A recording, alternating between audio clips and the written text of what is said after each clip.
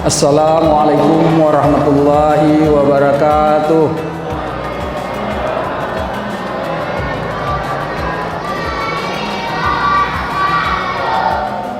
Innal hamdalillah nahmaduhu wa nasta'inuhu wa nastaghfiruhu wa na'udzu billahi min shururi anfusina wa min sayyiati a'malina.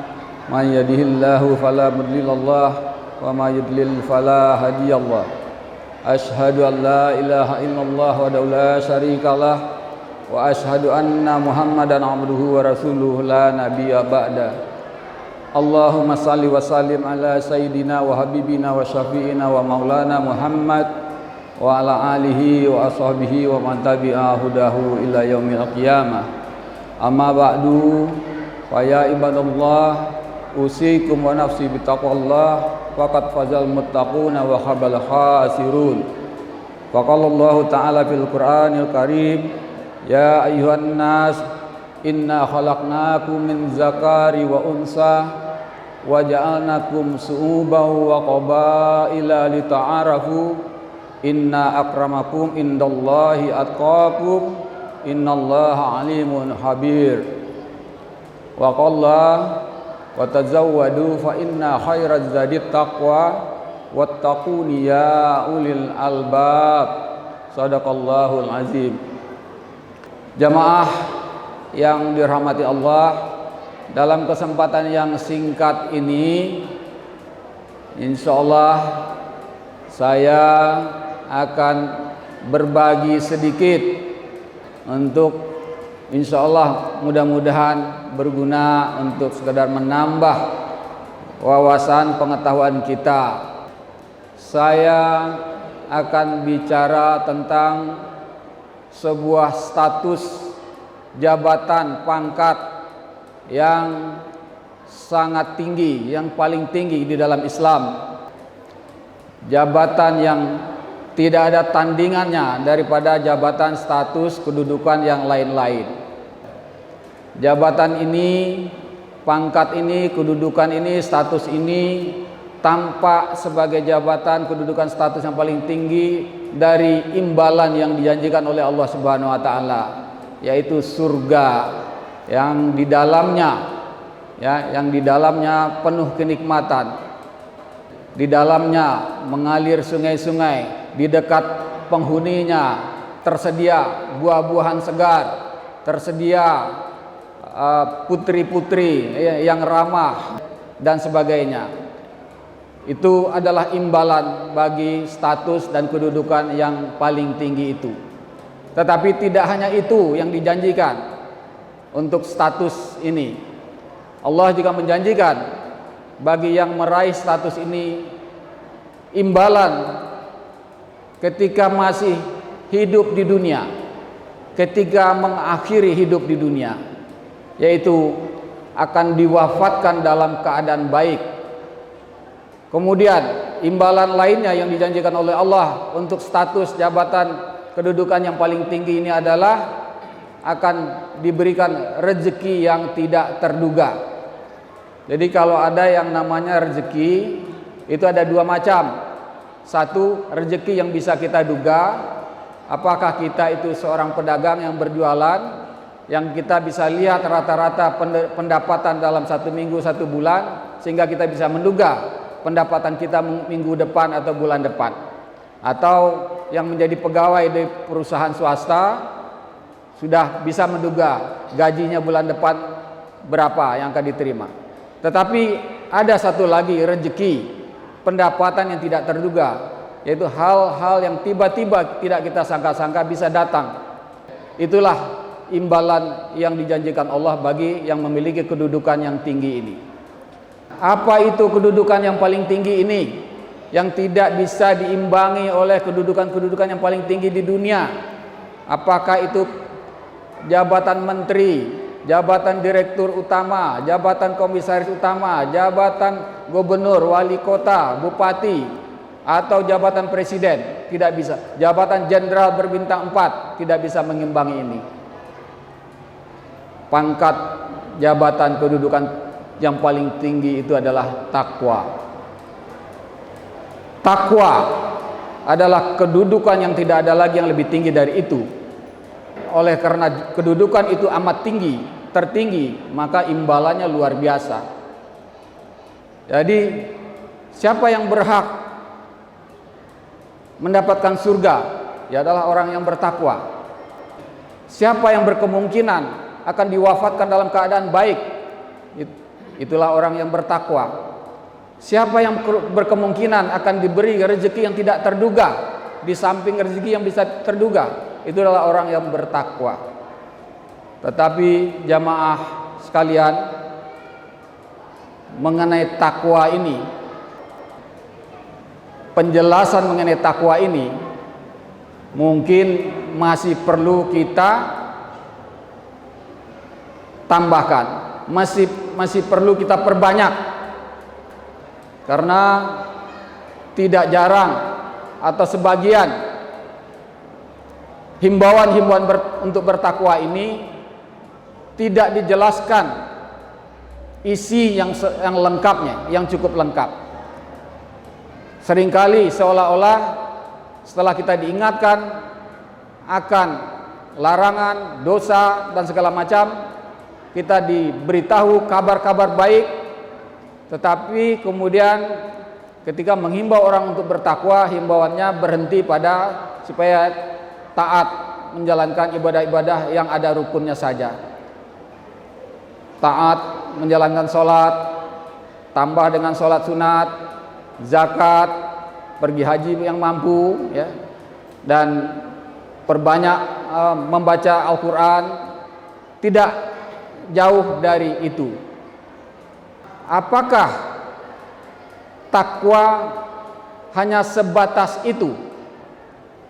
Kalau imbalan yang luar biasa itu tadi, di mana tidak ada lagi kenikmatan yang lebih besar dari itu, lalu hanya dibayar dengan ibadah yang totalnya mungkin tidak lebih dari 2 jam dalam 1 hari, itu terlalu murah bayaran untuk takwa itu. Jadi kalau kita jalankan yang wajib 17 rakaat atau 5 waktu, ditambah berbagai sholat sunat, qalbiyah, badai, sholat malam, sholat duha, sholat syuruk dan segala macam, ditambah mengaji mungkin 30 ayat, 50 ayat, waktu untuk semuanya itu tidak habis 2 jam dalam sehari. Bisa kita hitung. Itu mungkin sudah termasuk untuk waktu untuk bersuci. Jadi hanya butuh waktu tidak lebih dari 2 jam untuk menjalankan yang ibadah-ibadah yang ada rukunnya itu tadi, ditambah dengan sunat di sekitar waktu itu.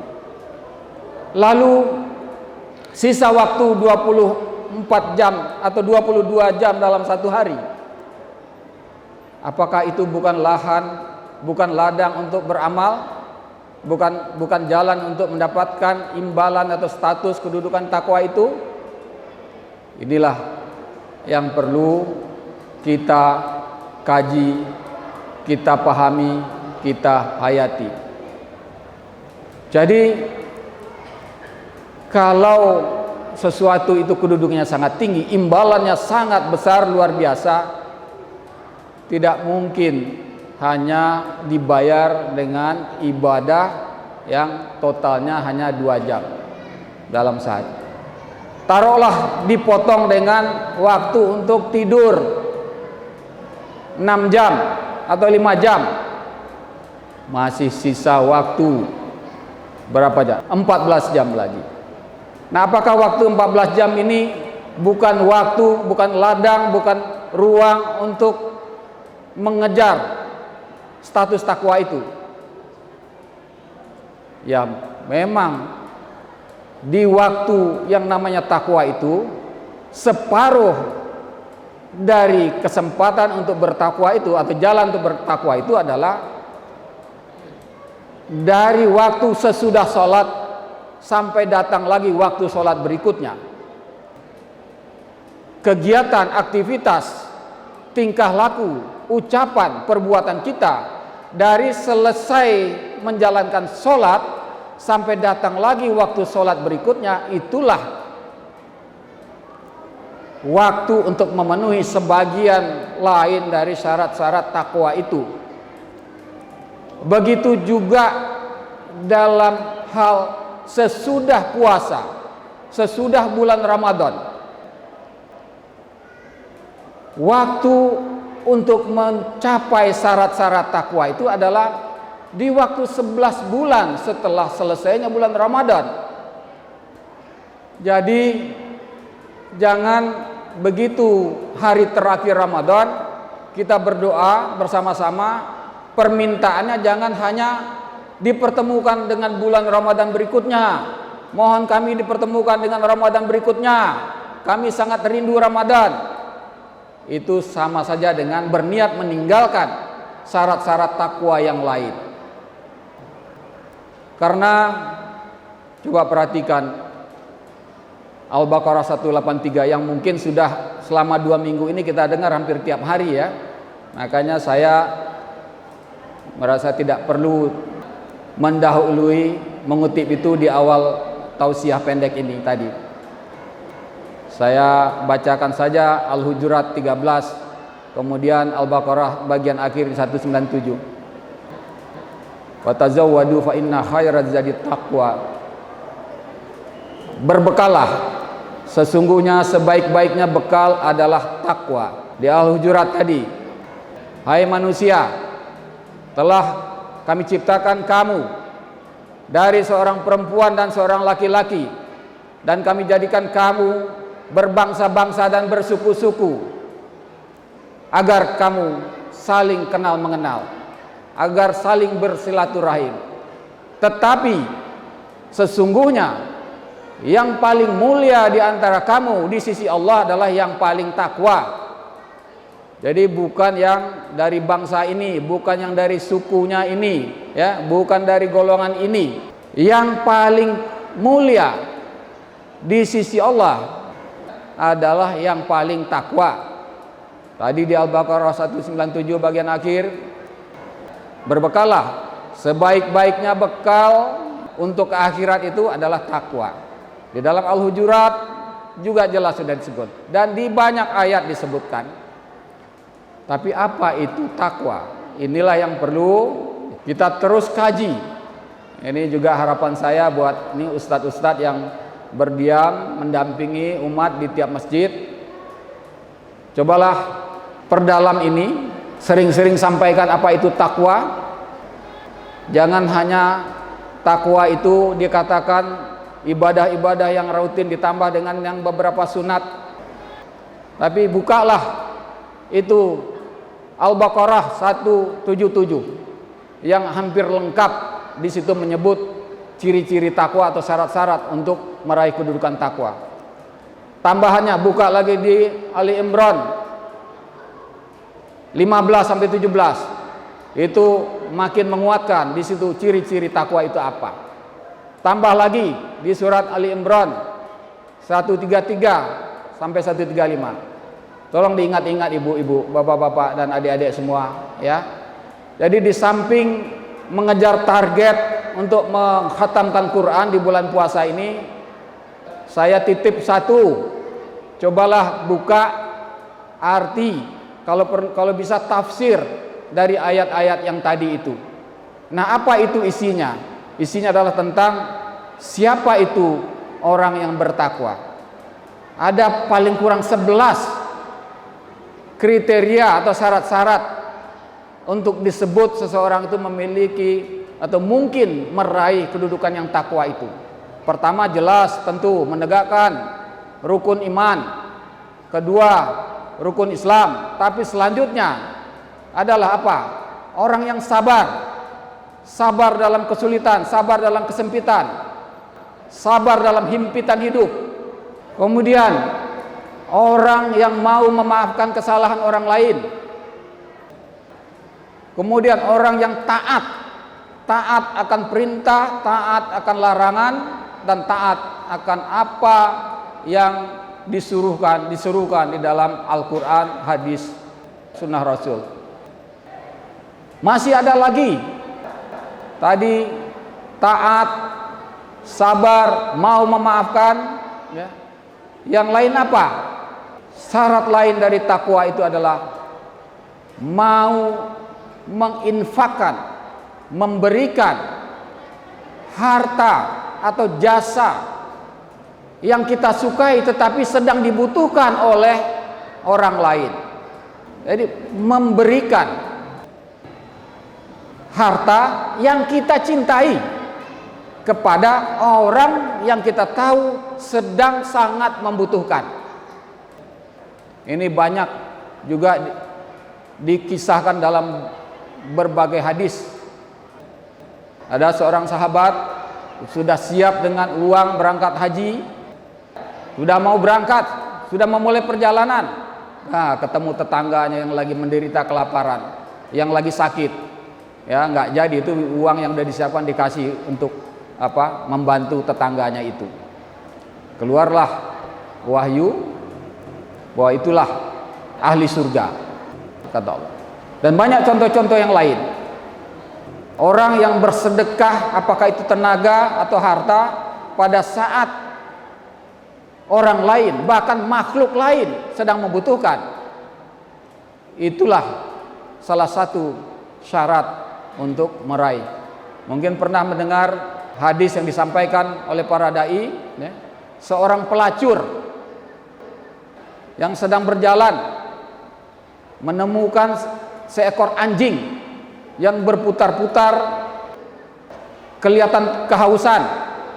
Nah, si pelacur ini kemudian turun ke sumur yang ditemukan di dekat itu, dekat anjing itu. Dia buka sepatunya, diambil air dengan sepatunya itu, dikasih minum anjing itu.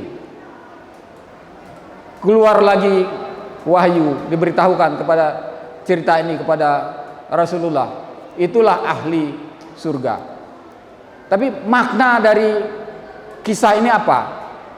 Berbuat baik pada saat seseorang, bahkan makhluk itu sangat sedang membutuhkan kita. Bahkan bukan hanya manusia. Nah, yang lain masih ada lagi syarat-syarat untuk disebut menjadi memiliki status takwa itu. Berbuat adil. Berbuat adil kepada siapapun. Ya. Jadi tinggal dilihat nanti ya, di 3 kelompok ayat yang tadi saya sebutkan. Masih ada lagi yang lain apa? Syarat untuk disebut untuk meraih takwa itu. Berbuat adil. Nah, ini bagi orang, apakah itu karena sakit atau karena memang sudah uzur, kalau melihat tanda-tanda maut harus segera berwasiat. Bahkan jauh-jauh sebelumnya itu lebih baik. Itu juga bagian dari syarat-syarat takwa. Nah, jamaah yang dirahmati Allah, kita selama 2 minggu ini mungkin sudah berkali-kali diperdengarkan ayat kutiba, ya, bahasa ininya, bahasa gaulnya disebut tuh ayat kutiba. Ya ayyuhalladzina amanu kutiba alaikumusiyam kama kutiba alal ladzina min qablikum la'allakum tattaqun. La'allakum tattaqun. Nah, ini yang perlu diingat-ingat, karena seringkali penjelasan tentang apa itu puasa campur aduk dengan bentuk puasa. Apa itu puasa? Ya, menahan lapar dan haus, menahan nafsu. Itu bentuk puasa. Tapi apa kegunaan puasa? Apa tujuan dari puasa? Sering dilupakan. Nah, tujuan dari puasa sudah disebutkan di dalam Al-Baqarah 183 itu. La'allakum tattaqun, agar kamu bertakwa. Nah, takwa ini apa? Takwa itu bukan kita kelihatan berpuasanya hebat, mampu menahan haus dan lapar, kemudian berharap nanti siap untuk puasa lagi di bulan Ramadan berikutnya. Bukan itu. Takwa itu adalah yang tadi, sekurang-kurangnya 11 sifat ciri yang harus dimiliki oleh seorang muslimah. Ini sama dengan untuk apa kita beribadah yang lain. Di dalam surat Al-Baqarah ayat 21. Ya ayuhan nasu budu rabbakumul ladzi khalaqakum walladzina min qablikum la'allakum tattaqun. La'allakum tattaqun. Sembahlah Tuhan yang telah menciptakan kamu dan orang-orang sebelum kamu agar kamu bertakwa. Lalu apakah takwa itu? Karena kita tampak sudah bisa, karena kita sudah mampu menjalankan sholat, karena kita tampak sudah bisa menjalankan semua tambahan-tambahan ibadah sholat sunat? Tidak.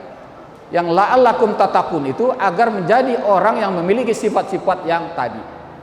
Itulah syarat untuk meraih posisi takwa dan meraih imbalan yang dijanjikan oleh Allah Subhanahu wa taala, baik di akhirat yaitu berupa surga maupun di dunia berupa rezeki tidak terduga dan diwafatkan dalam keadaan baik. Nah, oleh karena itu Bapak Ibu jamaah dan adik-adik sekalian, di dalam bulan Ramadan ini ya bagus kita terus bertilawah, kita terus mengejar target khatam Quran, tetapi jangan lupa mencicil isi dari Al-Quran itu, mencicil pesan, pemahaman tentang pesan dari Al-Quran itu ya. Dalam surat Ali Imran 138 dikatakan hadza bayanul linnas wa hudaw wa mau'izatul lil muttaqin ya. Al-Quran ini adalah penerangan bagi seluruh manusia, petunjuk dan pelajaran bagi orang-orang yang bertakwa. Ingat, bukan hafalan, bukan sekedar untuk dibaca, tapi jadi pedoman, jadi petunjuk, jadi pelajaran, jadi bimbingan. Itu bisa dilihat di banyak surat yang kita temukan. Pesan untuk memfungsikan Al-Quran adalah jadikan sebagai pedoman, jadikan sebagai pelajaran, jadikan sebagai petunjuk, jadikan sebagai bimbingan. Jadi jangan hanya mengejar target khatam Quran, cicillah pengetahuan tentang isi Al-Quran itu.